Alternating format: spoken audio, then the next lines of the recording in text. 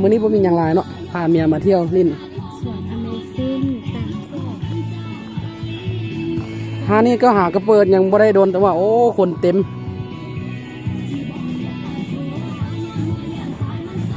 ร้านสวนอาหาร Amazing ว่าซั่น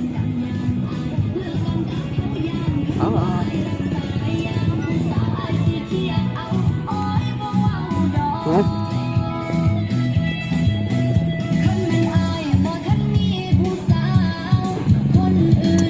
ใช่ของพัทยาไอ้น้องเนี่ยไอ้ยังเนี่ยยังได้หมาเจ้า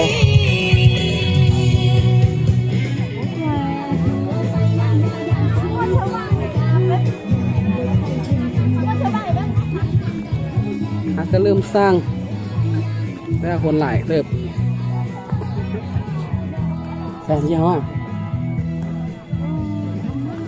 ไปละโอ้สวยงามมาก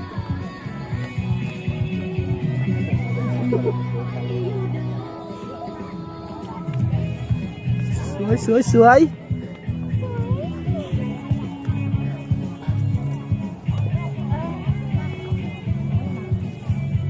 น้ำมาถ่ายรูป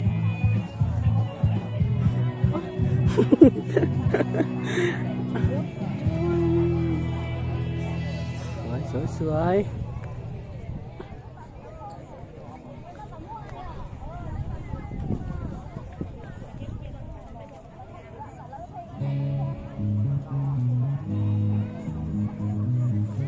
นะ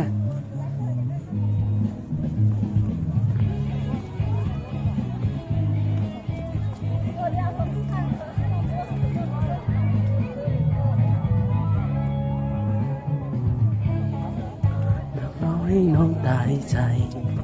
คือสิ่งสายแพ้น้องเห็นด้วยนะสวยด้วยมั้ย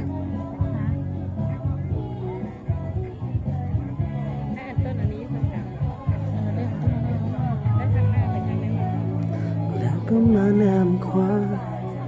อันนี้ต่อใช่ไหม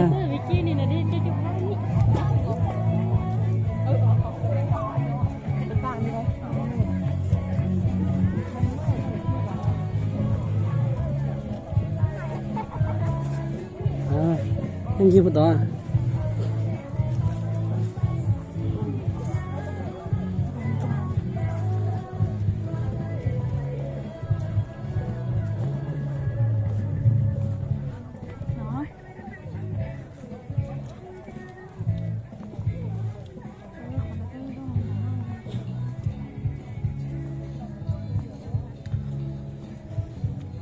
ไปได้แวะมาแล้วมาลิ้นเด้อ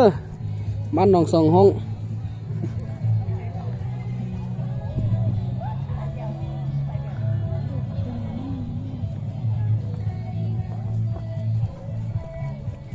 ที่รอ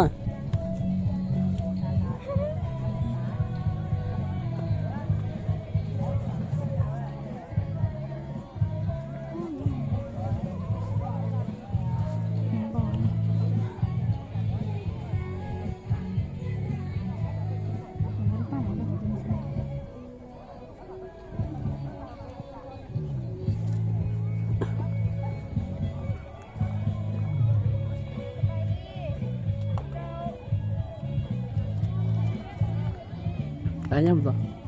โอ้น้องก็